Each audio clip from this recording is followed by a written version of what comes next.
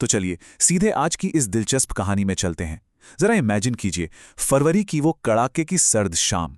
सूरजपुरा नाम का एक गांव है जहां आसमान पूरी तरह धुंध से ढका है और खेतों के ऊपर एक हल्की सी सफेद चादर तैर रही है। देखने में तो ये बस एक सर्द मौसम का नजारा है ना, लेकिन असल में ये एक ऐसी खौफनाक रात की शुरुआत है जो हमारी पुरानी सोच और धारणाओं को पूरी तरह से पलट कर रख देगी।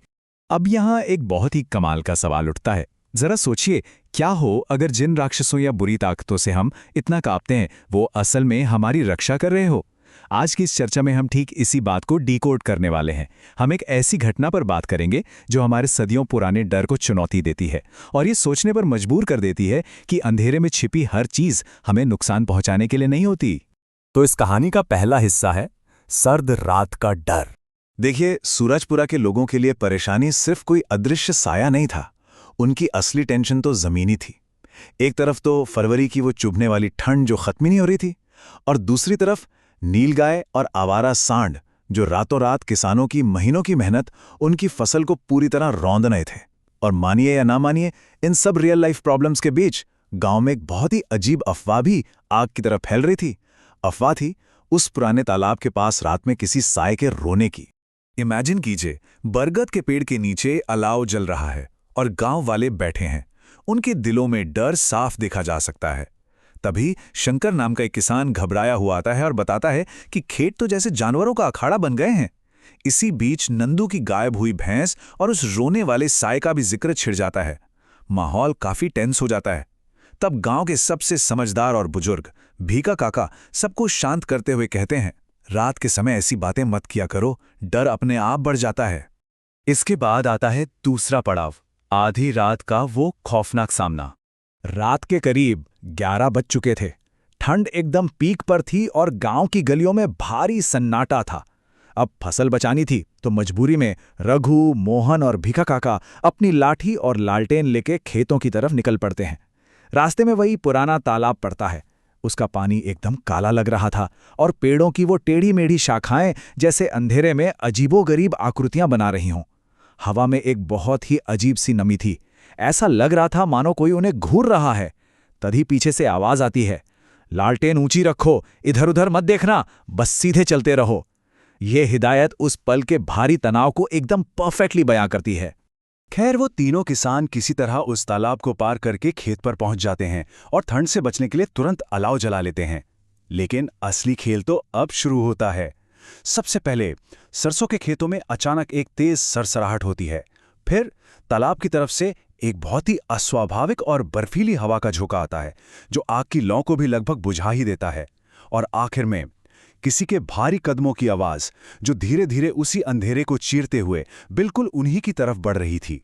अब अलाव के पास बैठे उन तीनों किसानों की तो जैसे सांसें ही रुक गईं। दिमाग में बस एक ही सवाल, आखिर इन खेतों में भटक कौन रहा है? रघु हिम्मत करके लालटेन उठाता है और अंधेरे में रोशनी फेंकता है। और तभी एक बहुत लंबा साया उभर कर सामने आता है। बेहद बुबला पतला शरीर, चलने का तरीका इतना अजीब जैसे हवाई उसे धकेल रही हो। और जो सबसे खौफनाक चीज थी वो थी उसकी आंखों में एक अजीब सी लाल रंग की चमक। अब कहानी मुड़ती है तीसरे हिस्से की तरफ, उस रक्षक की दुखद कहानी। लाल आंखों वाले उस साये को देखकर उन लोगों का कांपना तो लाजमी था, लेकिन पता है उन्होंने क्या किया? उन्होंने भागने से साफ इनकार कर दिया। लाठी एकदम कसकर पकड़े हुए वो वहीं डटे रहे। और उनका ये अटल निश्चय उस साये को कुछ ऐसा करने पर मजबूर कर देता है जिसकी किसी ने उम्मीद नहीं की थी। साये का लहजा एकदम बदल जाता है। जहां पहले खौफ और गुस्सा था, वहीं अब उसकी आवाज में एक गहरी थकान और दर्द छलकने लगता है।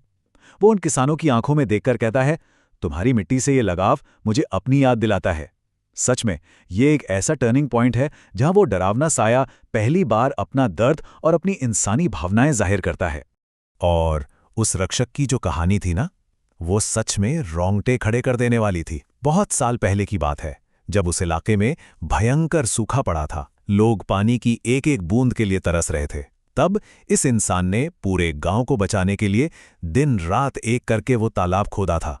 लेकिन कुछ लालची लोगों ने उसी की जमीन हड़पने के लिए उसे एक कड़ाके की सर्द रात में उसी पेड़ के पास अकेला छोड़ दिया। ठंड से जमकर उसकी मौत हो गई। और बस तब से लेकर आज तक उसी इंसान की आत्मा उस पानी और उस जमीन की रखवाली कर रही है। यहां से हम पहुंचते हैं चौथे भाग पर, सम्मान का समझौता। जैसे ही उन किसानों को ये पूरी सच्चाई पता चली, उनके अंदर का सारा डर गायब हो गया और उसकी जगह एक बहुत गहरे सम्मान ने ले ली।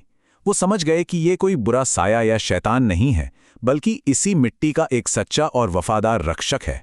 और यहीं पर उनके बीच एक बिना बोले ही बहुत शक्तिशाली समझौता होता है। रघु अपनी लाठी नीचे जमीन पर टिका देता है।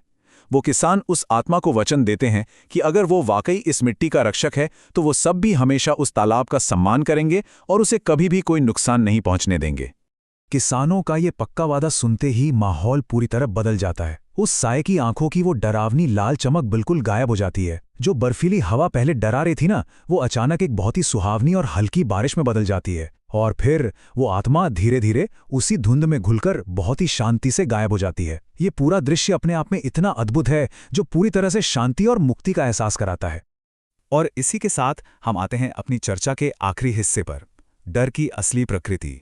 ये पूरी घटना हमें एक बहुत बड़ी बात सिखाती है कि डर का असली रूप हमेशा वो नहीं होता जो हमें सामने से दिखता है। जो चीजें हमें पहली नजर में डराती हैं, कई बार उनका सच हमारी सोच से बिल्कुल उल्टा होता है। आप ही सोचिए, सच्चाई जानने से पहले पूरे गांव के लिए वो साया क्या था?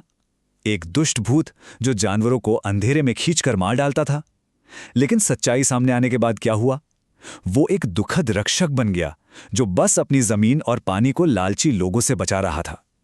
यानी हमारा नजरिया ही ये तय करता है कि हम किसी चीज को किस तरह से देखते हैं। और अगर किसी को इस कहानी पर शक हो तो इसका सबसे बड़ा और ठोस सबूत तो अगली सुबह ही मिल गया था।